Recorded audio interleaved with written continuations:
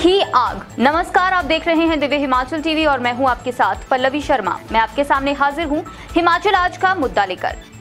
सूरज के सितम के साथ ही जमीन पर भड़की हल्की चिंगारी शोला बन गई और तबाही की ऐसी आग बरसी कि सब कुछ राख हो गया।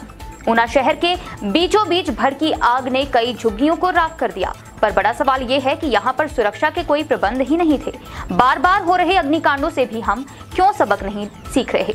हम पहाड़ी में इसी पर चर्चा कर रहे हैं राजेश शर्मा और ओंकार सिंह।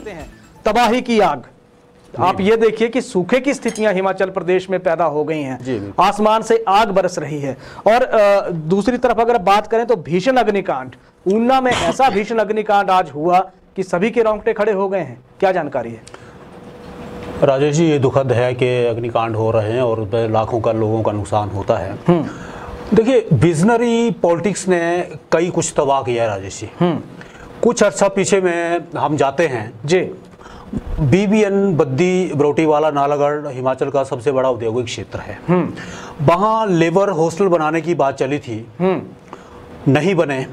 ठीक है, अब आते हैं ऊना में जहां आज कई झुग्गियां जो हैं वो जलकर राख हो गई हैं। सही है, ठीक है।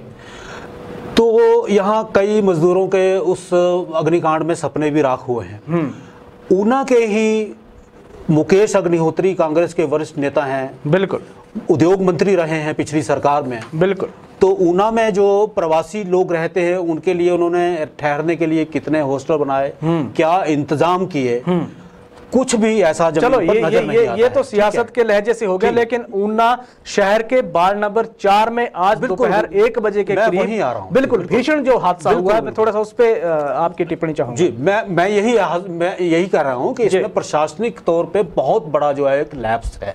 ठीक है, अगर वहां आप ऊना के शहर में जाएं तो ऊना के शहर में आपको अग्निशमन की जो वाहन है उसको गुजारने के लिए आपको रास्ते नहीं मिलेंगे। इस तरह से शहरों का नियोजन हो रहा है। आप जिस मर्जी शहर में चले जाएं। और इसमें सबसे बड़ा जो इस अग्निकांड में सबसे बड़ी जो चूक है वो मैं मानता हूं ये प्रशासनिक स्तर पे चूक है। बिल्कुल, झुग्गियां क्यों बनाने 100 के करीब झुग्गियां जल गई ओंकार जी, 100 के करीब झुग्गियां जल गई। अग्निशमन विभाग को कि 3 गाड़ियों को घंटों मशक्कत करनी पड़ी आग पे काबू पाने की।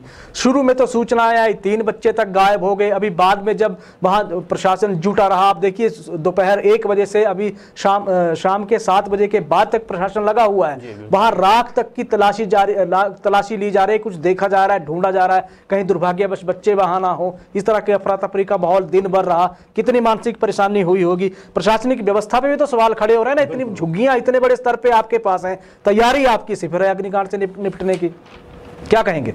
हाँ बिल्कुल, जैसे मैंने पहले भी कहा कि झुग्गियों में रहने वाले जो वो झुग्गियों में खुश हैं और सियासतदानों की सियासत चल रही है जी। ऐसे में प्रशासन को पूछने वाला राजेश जी कोई है नहीं। ये आग जो है फायर टेंडर भेजने से नहीं बुझेगी। इसके लिए बाकायदा एक पॉलिसी बनानी पड़ेगी। उस पॉलिसी को फ्रेम करना पड़ेगा ताकि पता चल सके कहाँ किसको बसाना है। झुग्गियां हैं तो झुग्गियां क्यों बसाई जा रही है? अगर बसाना बहुत ही बड़ी मजबूरी है तो अगर आग लगे तो झुग्गियों की आग कैसे और कितने समय में बुझ सके, बिल्कुल इस पे बहुत बड़ा काम करने की। जंगल सुलगने लगे हैं, सूरज आग बरसा रहा है ओंकार जी।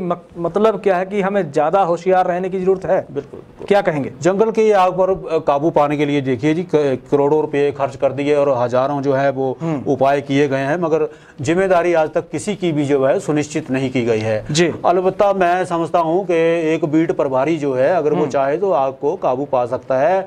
इसमें राजेश जी सामुदायिक जिम्मेदारियां जो है वो तय करने की जरूरत है। बिल्कुल, पता होना चाहिए कौन कहां से आग लगाता है। आग ऊपर से तो बरस नहीं रही है, अपने आप आग कभी नहीं लगती। बिल्कुल, ऊना के जो सत्संग भवन के पास जो ये अग्निकांड हुआ, इसमें अभी अग्निकांड के कारणों का तो पता नहीं चला है। आप ये देखिए कि ये अग्निकांड उस वक्त हुआ जब ये प्रवासी मजदूरों के ज्यादातर परिवार के सदस्य अपनी रोजी रोटी कमाने के लिए, दिहाड़ी कमाने के लिए इन झुग्गियों से बाहर थे। उसके बाद ये आग भड़की, जितना भी इन्होंने कमाया हुआ था, इनके कपड़े थे, बर्तन थे, पूरी तरह से राख हो गए सब। हालांकि ऊना के दानवीर लोग आगे आए हैं। आप देखिए उनके ठहरने की व्यवस्था कर दी गई है, खाने पीने की व्यवस्था कर दी गई है और उनके सिर पे छत मुहैया करवाने की व्यवस्था की जा रही है। लेकिन एक व्यवस्था और होनी चाहिए कि इस तरह कहीं अग्निकांड पेश ना आए, इस तरह की एक पुख्ता व्यवस्था प्रदेश में होनी चाहिए।